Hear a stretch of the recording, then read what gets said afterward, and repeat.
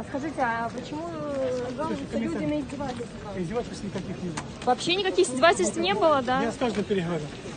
Вы ответите за все. Зачем про себя вслух? Ответите за все. Все, до свидания. Вопрос времени. Здесь есть такая у них камера, где выводят на прогулку. Вот, и нас, женщин, наверное, человек 60 нас было.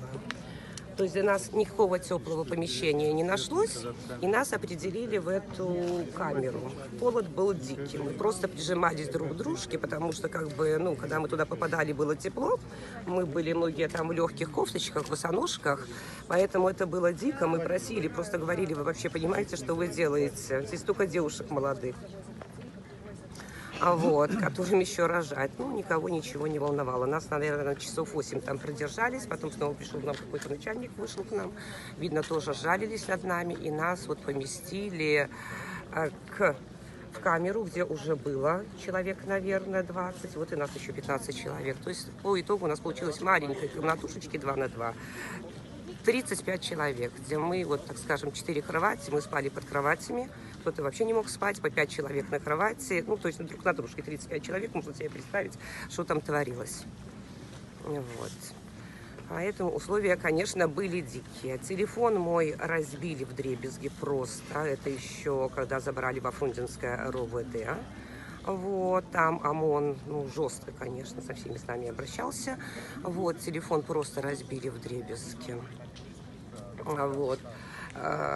Наверное, часов 10-12 приходилось стоять с наручниками на руках, до сих пор следы остались, на коленях, упершись лбом в пол.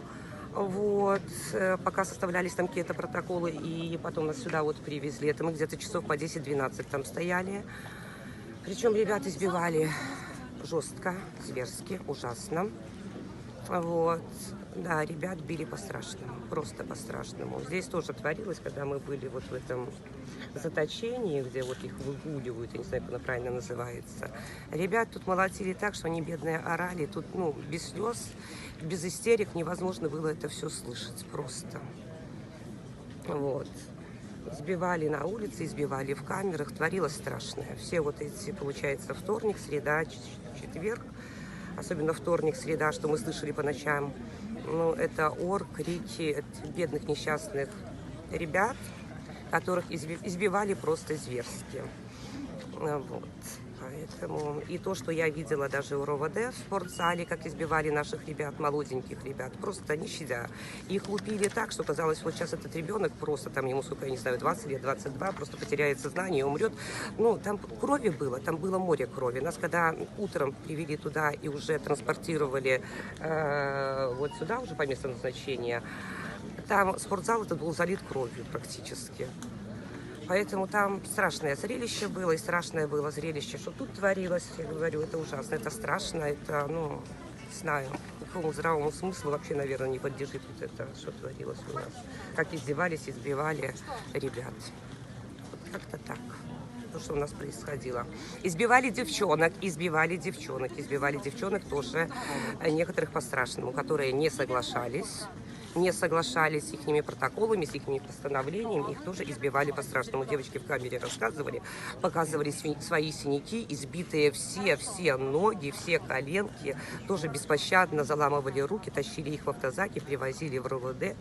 Вот, поэтому издевались как могли. Ночью мы врачи, забрали врачей. Врачей забрали. Да, забрали врачей, которые помощь оказывали, вот как-то так. А как вас забрали? А спецназ оставил машину с нами, выкинули, поставили на колени нас, представили автоматы к головам. Вот и все, перевезли сюда молча, без объяснений ничего. Журналисты, пожалуйста, Скажите, какие были условия содержания? Камера на 4 человека, где-то примерно 100 квадратных метров, в ней находится 50 человек. Естественно, что не то, что мы спать не могли, мы некоторые ночи стояли просто, все, потому что даже сесть не могли все. Вот. А туалет, это была какая-то как клоака, которая воняла постоянно.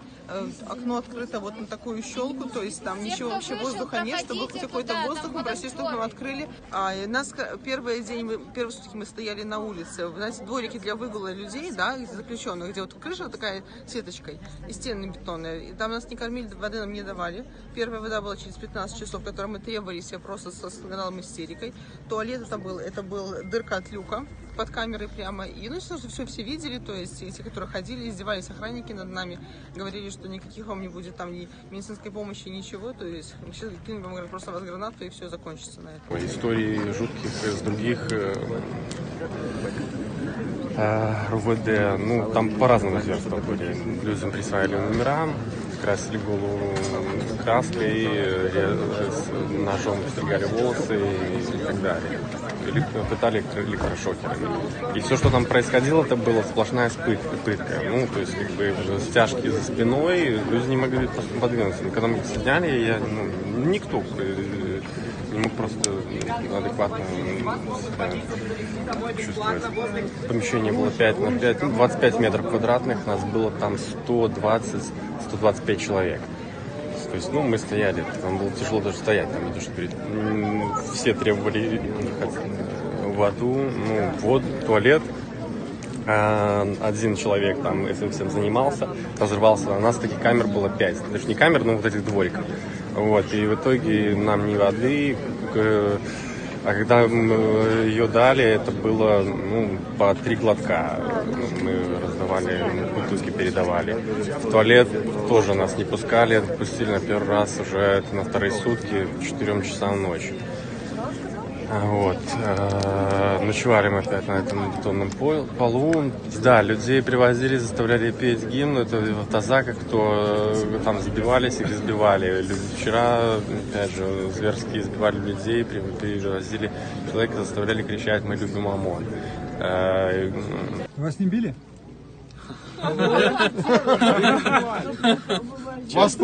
Вас пугали? Нет. Я бы показал, я боюсь, меня посадят. А уже выпустили. Посадят уже, они сами все. Вас уже выпустили. Не подходите близко, не подходите близко. Ах, бля, ужас. Ужас.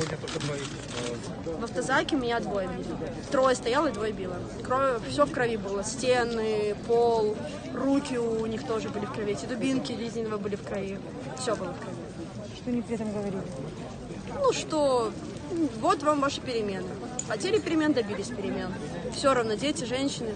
Мы когда во 2-й раз пошли на митинг с подругой во вторник, со вторника на среду, женщину с ребенком просто за волосы тянули в автозак. То есть ничего никто не спрашивал. Но при этом с понедельника на вторник, когда я шла с работы, получилось так, что щиты, которые были там, они, получается, меня с подругой окружили, и когда побежал ОМОН стучал просто по щитам. У нас было 5 человек, просто окружили нас щитами. У нас девушек было, штук 6-7 в этом кругу. Это было страшно, честно скажу. Я никогда еще так не боялась ходить по городу, в котором родилась.